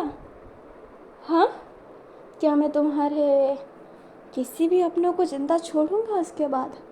चैंग फैंग मेरे भाई के बारे में कोई उल्टा कह देता है तो मैं उसे उल्टा लटका देता हूँ, और अगर उसके साथ किसी ने बुरा किया तो मैं उसका क्या करूँगा? हाँ बोलो। जो चैंग फैंग होता है ना वो डरा हुआ था क्योंकि जाओजिंग की उसने हमेशा वनडेबल साइड देखी थी, पर ये साइको साइड वो पहली बार देख रहा था। जाओजिंग अपने सर पर हाथ रखते हुए कहता है चैंग फैंग मुझे ना बच्चों से कोई तकलीफ़ नहीं है क्योंकि बच्चों की गलती होती ही नहीं है, वो तो बड़ों की चीज़ों में फंस जाते हैं। तो अगर तुम ये सब कुछ भूल कर अपनी नॉर्मल लाइफ जीना चाहते हो तो ठीक है। वैसे तुम्हारे पापा तुम्हारे लिए एक बर्डन थे जो तुम्हारी इमेज को भी टारगेट कर रहे थे। जो चैंग फैंग होता है वो कहता है पापा किसी के लिए बर्डन नहीं हो सकते, समझे? जो चैंग फैंग होता है वो कहता है हो सकते हैं, जैसे कि मेरे पापा मेरे लिए बर्डन थे। मुझे तो उन्हें पापा भी नहीं कह रहा, होंगरवान सबसे घटिया इंसान जिसे मैं अपने हाथों से ही मार कर बहुत खुश हूँ। जब मैंने उन्हें मारा ना मुझे चैन मिला। हर बाप अच्छा नहीं होता चैंग फैंग। चैंग फैंग ये भी सुनकर हैरान था कि डैम इसने अपने बाप को भी मार डाला। चैंग फैंग का ना शरीर पूरा कांप रहा होता है। जाओजिंग उसके पास आता है पर चैंग फैंग उसे पुश करके घर से बाहर भागने लगता है। जो जाओजिंग होता है वो कहता है चैंग फैंग नहीं भाग पाओगे तुम, एंड वो फ़ोन उठाता है एंड कॉल करता है कुछ आदमियों को और चेंग फेंग के पीछे भेजता है। तभी सैनसन उधर आता है एंड कहता है मैंने सीसीटीवी कैमरा फुटेज देखा। उसने उसने कोई वीडियो भेजा है, शायद सियालम को भेजा है उसने। जो हमारा जाओजिंग होता है वो इधर उधर देखता है, चेंग फेंग का फ़ोन वहीं पर था। वो वीडियो डिलीट करना चाहता था पर उस ऐप से वो वीडियो डिलीट नहीं हो रहा था, डिलीट का ऑप्शन ही नहीं था। जाओजिंग कहता है कि सियालम सियालम के पास जाओ, ठीक है। जो सैनसन होता है वो हाँ में सिर हिलाता है एंड वहाँ से जाने लगता है। जाओजिंग कहता है ये क्या मुसीबत है, मैं यहाँ पर आकर बात करके अपने भाई के लिए मिनीपन फूल लेके फूलों का सौदा करके जाना चाहता था, पर ये क्यों होता है मेरे साथ। एंड वो बहुत गुस्से में था अभी, बहुत ज़्यादा। अभी हमें सियालम को दिखाया जाता है जो घर पर अकेली थी तो बोर हो रही होती है। उसने अपना फ़ोन लिया ही होता है एंड वो वीडियो भी देख लेती है। वो जैसे ही वो वीडियो देखती है उसका हाथ पूरा सेक करने लगता है। उसे समझ नहीं आ रहा था कि वो क्या करे। और चेंग फेंग ने सिर्फ वीडियो भेजा था और कुछ नहीं लिखा था। सियालंग ना अब उस वीडियो को और कुछ करे, लाइक कुछ भी फ़ोन में करे उससे पहले उसके फ़ोन का नेटवर्क चला जाता है, ना सिग्नल आ रहा होता है, नेट भी नहीं चल रहा, मतलब कुछ नहीं, उसका फ़ोन जैसे कि एम्प्टी हो गया हो। जो हमारी सियालंग होती है उसे समझ में नहीं आ रहा होता है कि ये क्या हो गया। एंड वो इधर उधर फ़ोन देख रही होती है तभी उसे बहुत सारी कार की आवाज़ आने लगती है जो एक साथ में आ रही है। सियालंग घबरा गई होती है, वो घर पर अकेली थी। वो ना बेड के अंदर छुप गई होती है, लाइक बेड के पीछे, क्योंकि वो घर से भाग ही नहीं सकती है ये, क्योंकि उसे नहीं पता कि कौन कहाँ से आ रहा है, वो कुछ नहीं जानती। जाओजिंग के पास जो अपना फ़ोन था हमारे चेंग फेंग का, वो उसने अपने एक जाने पहचाने इंसान को दे दिया होता है जिससे वो वीडियो है उस फ़ोन से हटा दे, उस फ़ोन का नामो निशान वो मिटाना चाहता था। एंड एक बार आप किसी को वीडियो भेज देते हो वो तो सर्वर पे चला जाता है एंड वो उस सर्वर को भी मिटाना चाहता था, लाइक इस वीडियो का एक्सेस किसी के पास ना रहे, किसी के पास भी नहीं। एंड ये काम उसने रोंगस्वान को दिया था। चेंग फेंग के पीछे रोंगस्वान को जाने को नहीं बोला था उसने, क्योंकि उसे लगता है कि रोंगस्वान ऐसे कामों के लिए नहीं है, थोड़ा डेडली काम हो तो उसे जाना चाहिए। ये बच्चों को पकड़ने के लिए रोंगस्वान, वो उसका ऐसा अपमान नहीं करेगा, इसलिए उसने उसे फ़ोन दे दिया होता है एंड उसने ये काम करवाने को बोला था। एंड वो अब सियालंग के पास जाने लगता है। अभी ना सियालंग के पास आदमी आ गए होते हैं। सियालंग बेड के पीछे छुपी है, कौन सा ऐसा हाइडिंग, मतलब ऐसा हाइड जगह है जो उससे पकड़ नहीं पाएंगे। सियालंग को पकड़ लिया गया था एंड उसका फ़ोन भी उससे छीन लिया गया था। सियालंग चिल्ला रही होती है पर कोई फ़ायदा नहीं था। और उधर हमें चेंग फेंग को दिखाया जाता है जो भाग रहा होता है सियालंग की तरफ, पर वो जैसे ही घर में इतना भीड़ देखता है वो वहाँ पे जा ही नहीं पाता है। वो सोचता है कि वो पीछे वाले रास्ते से जाएगा, पर वो जैसे ही पीछे वाले रास्ते से जाता है कुछ आदमी पीछे ही खड़े थे, क्योंकि उनको शायद लग गया था कि चेंग फेंग यहीं पर आएगा। ऑब्वियसली उसकी भाई और सियालंग यहीं पर है, इसलिए वो चेंग फेंग का वेट कर रहे होते हैं। चेंग फेंग उनको देखकर जंगलों की तरफ भागने लगता है, क्योंकि सैनसन का घर जंगलों की तरफ है। चेंग फेंग बहुत बुरी तरीके से भाग रहा होता है एंड वो गिर भी गया होता है, जिस वजह से वो गुंडों के हाथों में आ गया होता है। वो गुंडे कहते भी हैं कि देख यार, तुझे मारने का ऑर्डर नहीं दिया है तो चुपचाप सरेंडर कर ले और चल मेरे साथ। पर चेंग फेंग सुनता नहीं है, एक हेडबट उसे मारता है, दूसरे को लात मारता है, क्योंकि दो ही लोगों ने उसे पकड़ा था। तीसरा जना पकड़ पाए उससे पहले वो स्पीड में भागने लगता है, पर उसे कुछ आदमी रोक लेते हैं एंड यहाँ पर स्टार्ट हो जाती है फाइट, जिसमें चेंग फेंग बहुत बुरी तरीके से पिट गया होता है। पर यस, ये था कि उसने उन सबको हरा दिया था, पर उसे डैमेज बहुत बुरी तरीके से मिला था। वो बस अब कोई टेलीफोन बूथ या फिर कोई इंसान को ढूंढ रहा होता है जिससे वो मदद ले सके। उसे भागा भी नहीं जा रहा था। तभी एक इंसान की उसे आहट आती है एंड वो उसे मारने वाला था, पर वो देखता है कि वो चैंगलिंग है। अपना चेंग फेंग कहता है तुम घर पे नहीं हो, सियालंग अकेली है। चैंगलिंग कहता है मैंने घर पे बहुत भीड़ देखी, फिर मैंने आपको देखा जो आप जंगल की तरफ आ रहे थे, मैं आपको ढूंढ नहीं पाया, आपकी हालत कैसे हुई भाई, ये चल क्या रहा है। जो हमारा चेंग फेंग होता है वो कहता है मेरी मेरी बात सुनो, यहाँ से ना भाग जाओ, भागो और मदद लाओ, सियालंग को तुम्हें बचाना है।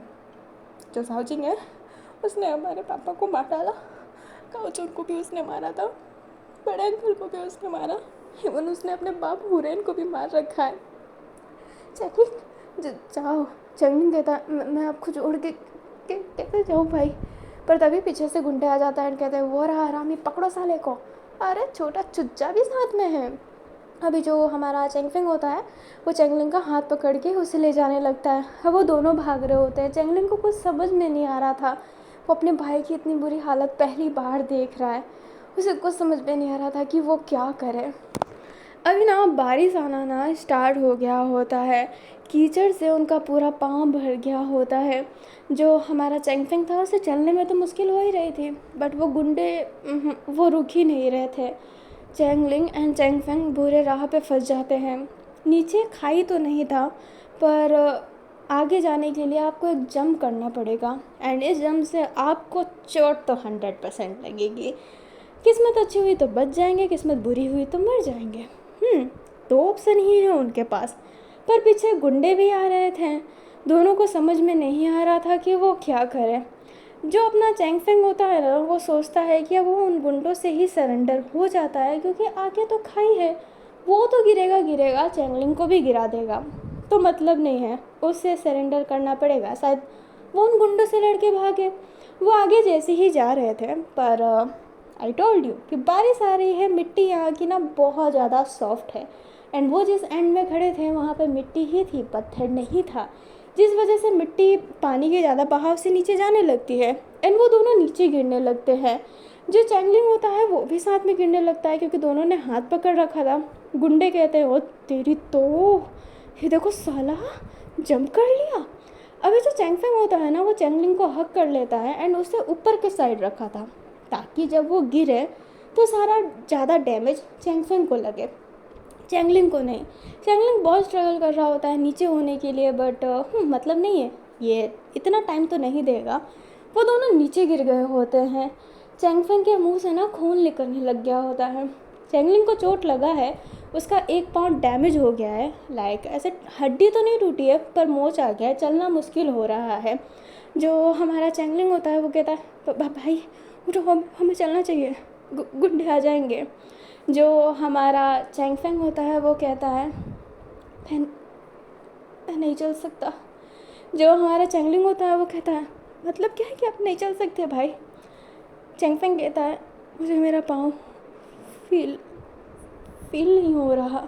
चैंगलिंग देखता है तो उसके पाँव पर ना लकड़ी गिर गई है, भारी वाली, दोनों पाँव पे, एंड यस ऊपर से गिरा है तो डैमेज तो उसे हुआ ही है।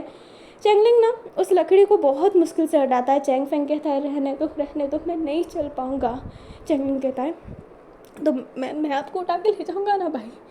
जो चैंगफेंग होता है वो कहता है मैं तुम पे बोझ नहीं बनना चाहता चैंगलिंग, भागो यहाँ से, तुम्हें सियालांग की जान बचानी है। वादा करो कि तुम सियालांग की रक्षा करोगे, वादा करो। माफ़ करना मैं तुम्हारा अच्छा भाई नहीं बन पाया, माफ़ करना मैं तुम्हें इन सब में डाल रहा हूँ, मुझे माफ़ करना। पर मैं और कुछ नहीं कर सकता।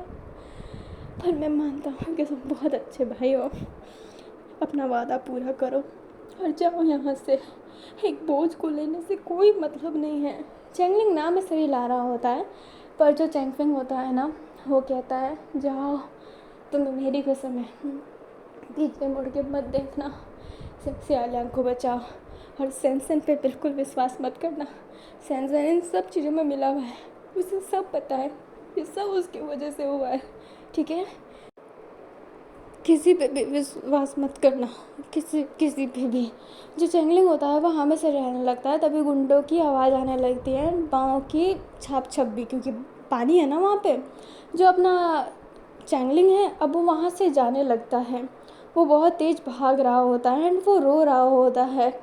जो चैंगफेंग था उसके आंखों में आंसू था एंड वो धीरे धीरे अपनी आंखें बंद कर रहा होता है एंड उसे रोना तो आ रहा था, क्योंकि वो अपने छोटे भाई को इन मुसीबत में डाल रहा है। वो सियालांग की भी हेल्प नहीं कर पा रहा है।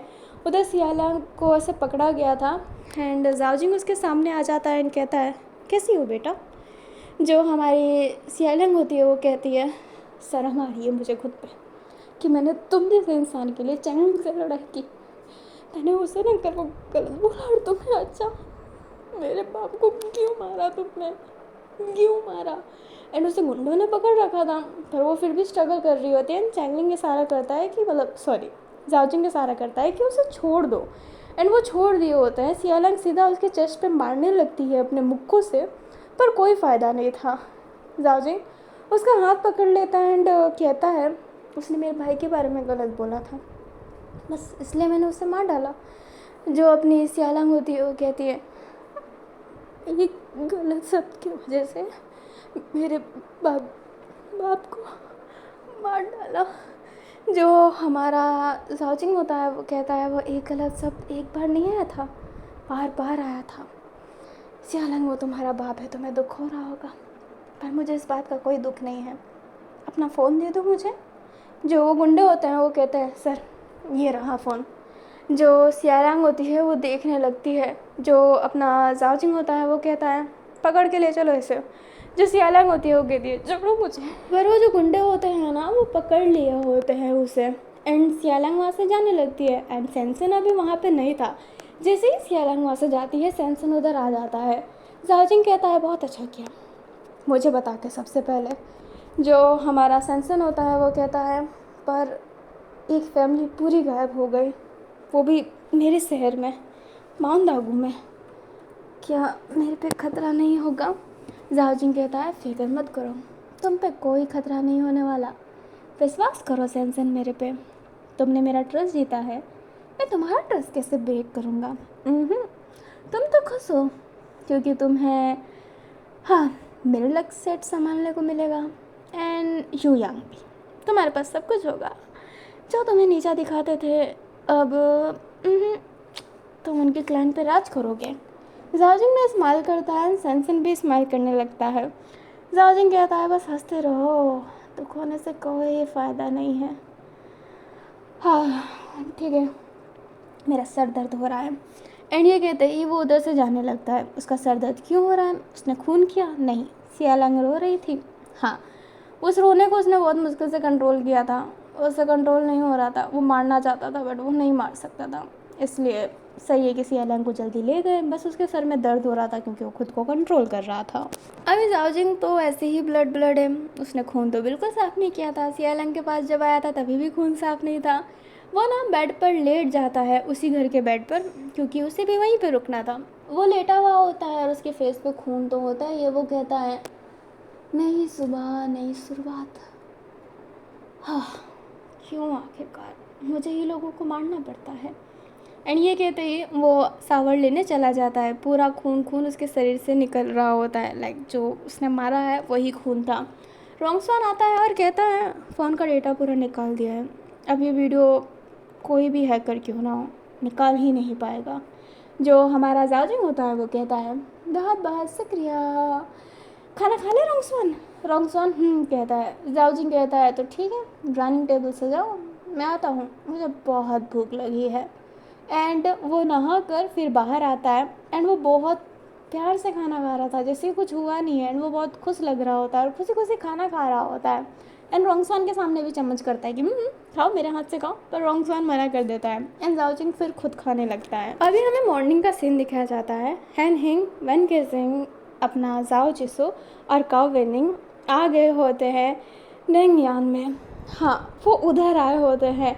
वेन केजिंग का तो पूरा शरीर जैसे कि सेक कर रहा हो, वो इस जगह वापस नहीं आना चाहता था, पर उसे सब कुछ तो फेस करना ही पड़ेगा।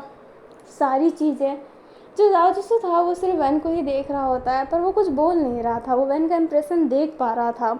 काओ वेनिंग और हैनहिंग भी वो देख पा रहे थे कि वैन कैसा फील कर रहा होगा अभी। भले उसके चेहरे पे वो साफ साफ दिखाई दे नहीं रहा है, पर जाओजिसु उस चीज़ को देख सकता है। हैनिंग काओ वेनिंग नहीं देख सकते हैं, पर वो फील कर सकते हैं। वो समझ सकते हैं कि अभी उसे कैसा लग रहा होगा। वैन केजिंग अपने घर के सामने खड़ा था। वो उस बैकयार्ड को देख रहा होता है, वो उस फेंसेस को देख रहा होता है जहाँ से उसकी माँ कूदी थी। उसका पूरा दिल बैठ रहा होता है, कुछ बोलना मुश्किल हो रहा था उसके लिए। तभी ना कोई उसका हाथ पकड़ता है। वो देखता है तो वहाँ पे तमाई थी। जो तमाई होती है वो स्माइल करते हुए उसे गले लगा लेती है एंड कहती है आखिरकार तुम अपने घर आ गए। वैन गेजिंग कुछ नहीं बोल पाता है। तमाई कहती है आओ अंदर आओ, खाना खा लेते हैं। जो वैन होता है वो कहता है मैं अपने घर को देखना चाहता हूँ एक बार। उसने ना बहुत मुश्किल से वो बोला होता है वो सब कि मैं अपने घर को एक बार देखना चाहता हूँ। तमाई ना हमें सर हिला देती है एंड वो बाहर ही खड़ी थी। वैन केसिंग देखता है तो गेट ना लॉक था। तमाई कहती है ओह माफ़ करना एंड ये कहते ही वो उसे वो चाबी दे देती है। वैन केसिंग गेट को खोलता है एंड जैसे ही वो गेट खोलता है ना उससे हंसी की आवाज़ आती है, रीम की आवाज़ जो कह रही होती है माँ खाना लगा दो भूख लगी है। उसकी माँ कह रही होती है हाँ लगा रही हूँ। एंड जो रीम होती है वो गेट की तरफ देखते हुए कहती है बंदर गेट के बाहर क्या कर रहा है, चल अंदर आ वैन। जो वैन होता है वो अंदर आने लगता है पर उसका ही छोटा वाला रूप उसके सामने से जाता है एंड अंदर बैठकर खाने लगता है। पूरी फैमिली खुश, एकदम खुश लग रही होती है। वैन की आंखों में आंसू आ गए होते हैं पर तभी सब कुछ रुबन हो जाता है, उसके आंखों से सब गायब हो जाता है। जैसे ही गुओ उसकी तरफ देखती है स्माइल करती है सब कुछ गायब हो रहा होता है। वैन डाइनिंग टेबल की तरफ भाग कर जाता है, पकड़ता है कि वो चीज़ें गायब ना हो पर वो गायब हो गई होती है। वैन की आंखों से आंसू गिरने लगता है। वो किचन में देखता है जहाँ पर वो चाय के लिए लड़ा करता था कि उसे चाय चाहिए। वो गुओ का कमरा देखता है, अपना कमरा देखता है, रीम का कमरा देखता है, वो कमरा जहाँ पर रीम काफ़ी समय से बंद थी, अपने आप को ही बंद कर रखी होती है। उसे सारी बुरी मेमोरी याद आ रही होती है, चिल्लाना वो सब, वो जो अपनी बहन पे चिल्लाया करता था उसे वो सब याद आ रहा होता है। उसे रोना आने लगता है, वो नीचे गिर जाता है और वो बहुत रोता है। उसके रोने की आवाज़ ना बाहर तक आ रही होती है। जाओ जिसू वहीं पे खड़ा था एंड वो अपनी माँ से कहता है माँ अंदर जाओ ना। अपनी जो तमाई होती है वो कहती है रोने दो, मैं चाहती हूँ कि वो रोए, अपने आंसुओं को ना छुपा के रखे, उसे दर्द होगा। जो जाओ जिसू होता है वो समझ जाता है एंड वो वहीं पर रुका था। वैन काफ़ी रोता है, काफ़ी ज़्यादा रोता है। फिर अपनी फैमिली फ़ोटो देखता है जहाँ पर जाओ जिसू भी है, अपनी तमाई भी है और ये उस समय की फ़ोटो है जब जावी भी जिंदा थी। वो उस फ़ोटो को देखते हुए कहता है माँ बहुत गंदा हूँ मैं, अभी तक मैंने कुछ नहीं किया अपने लाइफ में, फिर भी आपके सामने खड़ा हूँ। पर मैं उस इंसान को ज़रूर ख़त्म कर दूँगा जिसने मेरा सब कुछ ख़त्म कर दिया। एंड वो अपने आंसुओं को पोंछता है, पानी से अपना मुंह धोता है एंड एक गहरी सांस लेकर बाहर आता है। जो तमाई थी वो अभी भी उसे देख रही होती है। वैन केसिंग फिर कहता है अब चलते हैं अंदर। तमाई हाँ में से लाती है एंड जैसे ही उसे ले जाने वाली थी तभी वहाँ पर प्रिंस के पापा, प्रिंस की मम्मी आ जाती है जो वैन का हाथ पकड़ लेती है। वैन देखने लगता है एंड वो दोनों क्या बोलेंगे, सोचिए क्या बोलेंगे वो, गेस कीजिए, मैं बताती हूँ। वो दोनों साथ में कहते हैं तुम्हें प्रिंस के बारे में कुछ पता चला क्या, वो मिल नहीं रहा है, हम बहुत ढूंढते हैं पर वो मिलता ही नहीं है, एक लेटर छोड़ के चला गया। वैन तुम तो उसके दोस्त हो ना, तुम तो उसे ढूंढ सकते हो ना। लाइक ये वैन पर एक प्रेशर जैसा था। वैन प्रिंस के लिए हमेशा गिल्ट फील किया है, वो जानना चाहता है कि प्रिंस कहाँ है। वो बहुत अनईजी फील करने लगता है, उसे ना सांस लेने में हल्की सी तकलीफ़ होने लगती है, उसे बुरा लगने लगता है क्योंकि ये भी उसकी वजह से हुआ, क्योंकि वैन जानता है कि जाओजिंग ने सारे उसके अपनों को अटैक किया है, प्रिंस को भी उसने इसी वजह से अटैक किया है। अभी जो हमारा तमाई होती है वो कहती है शर्म नहीं आती कि आप दोनों को, इतने सालों बाद ये यहाँ पर आया है और आप दोनों क्या कर रहे हो, प्रिंस कहाँ है, प्रिंस कहाँ है, प्रिंस कहाँ है, वो लेटर दे कर गया था, आप लोगों ने ही उसकी ज़िंदगी झंड कर रखी है। ऐसा कोई स्ट्रिक्ट होता है क्या, ये प्यार होता है क्या कि किसी को फ्रीडम ना दो, आपकी वजह से ही आपका बेटा भागा है और वैन को परेशान करना बंद करो तुम लोग।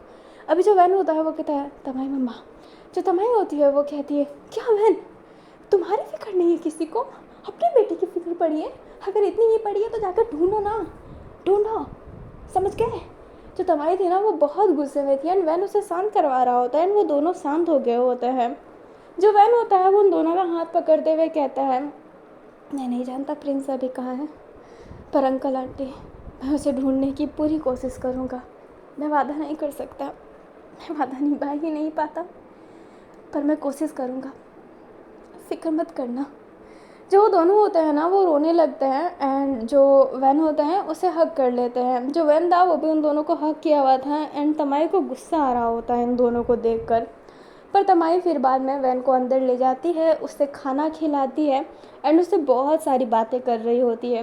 वैन बहुत कम चीज़ों का रिप्लाई कर रहा होता है पर तमाई दिल खोल के बात कर रही होती है। काओ वेनिंग एंड अपना जो हैनिंग था वो भी वहीं पर थे। जाओ जिसू का तो घर है तो वो तो वहीं पर होगा ही। अभी ना गाँव वेनिंग भी खाना ही खा रहा होता है पर तभी बाहर कार रुकने की आवाज़ आती है। गेट सामने ही था। वो गेट की तरफ देखता है, कावनिंग देखता है कि उसके भाई की कार है और उस कार से मोवेशु निकलता भी है। मोवेशु बाहर निकलता है, उन सबको ग्रीट करता है, सॉरी बोलता है एंड कावनिंग का हाथ पकड़ के उसे ले जाने लगता है। कावनिंग कहता है ये क्या हरकत है, ये क्या कर रहे हैं, अरे छोड़िए मुझे दर्द हो रहा है। पर मोवेशु उसका हाथ छोड़ता तो नहीं है, पर कावनिंग जब उसका हाथ झटकता है तो मोवेशु उसे थप्पड़ मार देता है सबके सामने। रोड है, माना उतने लोग नहीं आते हैं इस जगह पे, पर स्टिल अंदर वाले लोग देख रहे होते हैं। तमाई एंड ऑल दैट सब बाहर आ गए होते हैं कि क्या हुआ। वैन भी आ गया होता है। अपना जो तमाई होती है वो कहती है क्या हुआ, मार क्यों रहे हो। अपना जो मूवेस होता है वो कहता है सॉरी आंटी, पर आप इन सब बातों में मत पड़िए प्लीज़। जो हमारी तमाई होती है वो कहती है पर वो तुम्हारा छोटा भाई है। मूवेसू कहता है तभी उसको समझा रहा हूँ कि ये क्या कर रहा है। बहन तुम्हें देखकर मुझे बहुत खुशी मिल रही है, तुम सही सलामत हो। तुम्हारे लिए बुरा लगता था पर काउ वेनिंग को मैं इन सब चीज़ों में नहीं घुसने देना चाहता। ये लड़ गया है किसी से। तुमने कहा था कि तुम ऐसे ही जा रहे हो, हेनिंग की ऐसे ही मदद कर रहे हो, पर तुमने उस बिल्लू को मारा ना, क्योंकि पूरे टीवी में चल रहा है कि उस इंसान को मार पड़ी है। मर गया है वो, जान से मर गया है। तुमने मारा है ना। हेनिंग हाथ कस लेता है एंड कहता है मैंने मारा है। काउ वेनिंग ने कुछ नहीं किया है। जो हमारा मोवेसू होता है वो कहता है अब तुम भी खूनी हो, मुबारक हो मुबारक हो। काउ वेनिंग तुमने क्या किया। काउ वेनिंग कहता है हेनिंग ने बोला ना मैंने उसको नहीं मारा है, तो चिल्ला क्यों रहे हो मेरे पे। मोवेसू कहता है तुमने उसे नहीं मारा है, पर सोशल मीडिया पे क्या चल रहा है देखा नहीं क्या। एंड ये कहते हैं वो जस्टिस ऐप खोल देता है, सिर्फ काउ वेनिंग की बात चल रही होती है एंड उसका वीडियो चल रहा होता है कि वो कैसे मार रहा था किसी इंसान को, और उस इंसान ने भी रोते रोते वीडियो बनाया कि वो सडनली आकर उसे मारने लगा। मुझे खुद समझ में नहीं आया कि उसने मुझे क्यों मारा। एंड जब कहा तो बोला कि मैं नेता का बेटा हूँ, जो उखाड़ना है वो उखाड़ लो। काउ वेनिंग कहता और आप इस बात पे बिलीव कर सकते हैं, मैं कभी ढिंडोरा नहीं पीटता कि मैं नेता का बेटा हूँ। मोवेसू कहता है हाँ नहीं तुम ये नहीं बोलते हो, पर तुम्हारी वजह से हमारे खानदान पर नाम उठ रहा है। तुम कब तक ऐसी हरकतें करते रहोगे। काउ वेनिंग जो काउ वेनिंग होता है वो कहता है तो आपकी तरह बैठ जाओ क्या चूड़ियाँ पहन के। अभी ये काउ वेनिंग ने बहुत तेज़ बोला होता है, तमाई भी एकदम शांत हो गई होती है। मोवेसू कहता है नहीं बैठ सकते ना चूड़ियाँ पहन के, एक काम करो हाथ में कट्टा लेकर जाके मारने लग जाओ। और ये बात याद रखना तुम्हें बहुत समझा लिया, बहुत प्रोटेक्ट कर लिया तुम्हें। काउ वेनिंग कहता प्रोटेक्ट क्या बकवास कर रहे हैं, आपने मुझे कभी प्रोटेक्ट नहीं किया है।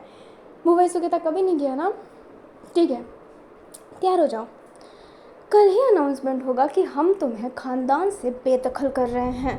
मोवेसू कहता अच्छा आप बोलेंगे तो और ये हो जाएगा, मुझे ख़ानदान से बेदखल कर दिया जाएगा सिर्फ आपके कहने से। हाँ बोलिए। जो मोवेसू होता है वो कहता है मेरे कहने से नहीं, पापा ने ये बोला है, विश्वास नहीं है ना पापा से बात कर लेना और तुम्हें यहाँ पे रुकना है, मज़े से रुको। मैं चूड़ियाँ पहन के बैठ रहा हूँ पर तुम कट्टा उठा लो, गालियाँ दो, शराब पियो, मारो पीटो, जो करना है करो, पर जो अपना सरनेम है ना वो हटा के करो। मुझे मेरी ख़ानदान की बेइज्जती नहीं चाहिए। काउ वेनिंग कहता है हम ऐसा दिखाते हैं कि वो आपका ही परिवार है, मेरा नहीं है। मोवेसू कहता अगर तुम्हारा है तो अपने परिवार के लिए कुछ करो ना, तुम कुछ नहीं कर सकते हो, आज तक तुमने कभी भी अपने परिवार के लिए सेक्रीफाइस नहीं दिया है। तुम्हारे परिवार के लिए तुमने क्या किया है बताओ। तुम्हारे परिवार ने ही तुम्हारे लिए सब कुछ किया है, नाम वाम खराब करके बैठ जाए क्या।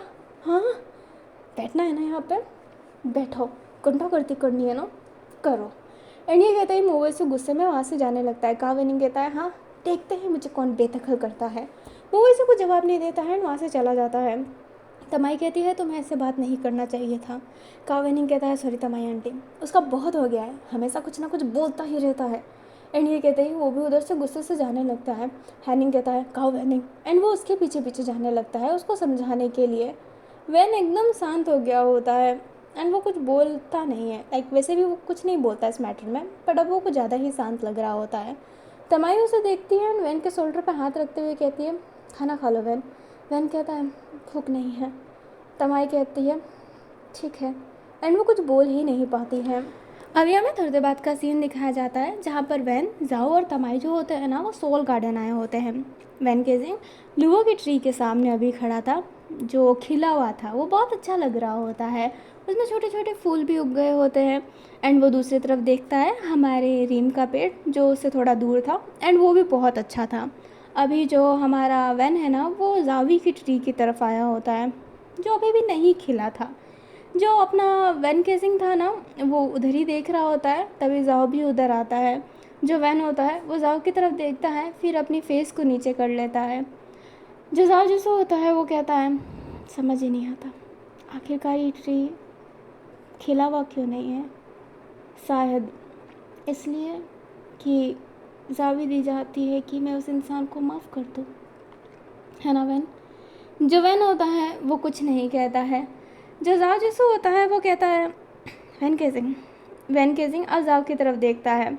जाओ जैसा बोलता है तुम चाहते थे ना कि मैं अपने अतीत को फेस करूं, अपनी कमज़ोर चीज़ों को पीछे छोड़कर आगे बढ़ूं, अपने कमज़ोर चीज़ों को भी फेस करूं। यही है मतलब कि मैं अपनी सारी गलतियाँ सारी चीज़ें को एक्सेप्ट करूं, किसी चीज़ से भागूं ना। तो मैं भाग नहीं रहा हूँ। वैन केसिंग को कुछ समझ में नहीं आ रहा होता है। जाओ जैसे स्माइल करता है वो कहता है तुम कितना भी चाहो मुझे पीछे करना, मैं पीछे नहीं होऊंगा, मैं तुम्हारे साथ ही रहूँगा चाहे कुछ भी हो जाए। एंड ये कहते ही वो स्माइल करता है एंड वैन को कुछ समझ में नहीं आता है। एंड जाओ जैसो एक गहरी सांस लेता है और कहता है मैं जानता हूँ कि आप मेरे पीछे हैं, है ना आंटी किन। जो हमारा जाओ जिसू होता है वो पीछे देखता है तो वही आंटी है जो हमेशा जाओ से बात करना चाहती है। वो कहती है मैं तुम्हें परेशान नहीं कर रही, बस मैं तुमसे बात करना चाहती थी। जो जाओ जिसू होता है वो उस आंटी के पास जाता है जिसका नाम किन है। वो उसके हाथों पर हाथ रखते हुए कहता है मुझे माफ़ करना, मैंने इतने सालों से आपको इग्नोर किया जबकि आपकी कोई गलती ही नहीं थी। मैं सॉरी बोलना चाहता हूँ। किन बोलती है बेटा सॉरी मत बोलो, पर मुझे ना अभी भी लगता है कि तुम ही मेरे बेटे को वापस ला सकते हो। वो तुम्हें बहुत मानता था, तुम्हारे एक कहने की वजह से वो इस शहर को छोड़ के चला गया, पता नहीं कहाँ है, समझ में नहीं आता है। तुम मुझे वापस लाओगे ना बेटा, तुम मुझे ढूंढ लोगे ना। जो जाओ जैसे होता है वो कहता है मैं वादा करता हूँ मैं केंजिज़ुआ को आपके पास वापस लाऊंगा, अपनी गलतियों को सुधारूंगा। सॉरी आंटी, मेरे वजह से आप सालों से अपने बेटे से दूर रहे। किन कहती है कोई बात नहीं, मैं अपने बेटे को जिंदा देख लूँ ना, अगर मुझे पता भी चल जाए ना कि वो कहीं और है और वो सही है, मेरे लिए इतना काफ़ी है।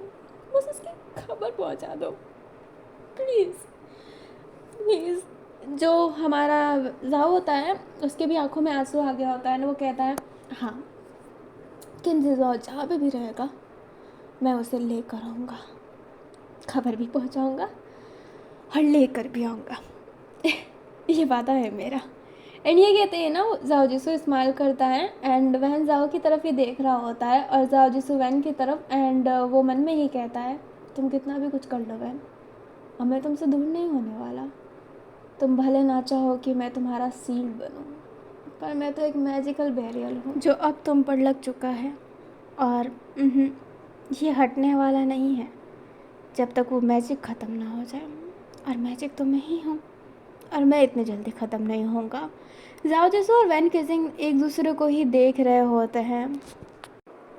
तमाई ना दूर से खड़ी होकर ये देख रही होती है एंड जाओ जिसू का ये फैसला लेना कि वो सब कुछ फेस करेगा तमाई को बहुत अच्छा लगा होता है।